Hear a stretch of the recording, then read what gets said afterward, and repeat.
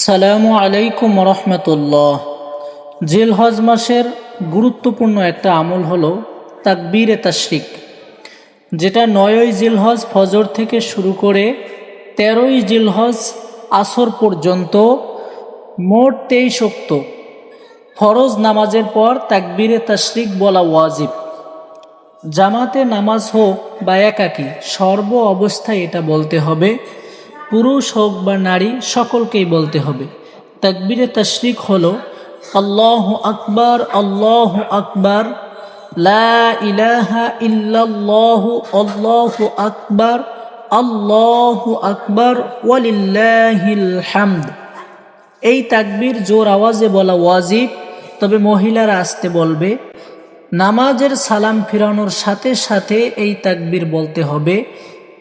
ইমাম সাহেব যদি বলতে ভুলে যান, তাহলে মুক্তাদিগণ সালাম ফিরানোর সাথে সাথে বলবেন, ইমামের বলার অপেক্ষা করবেন না।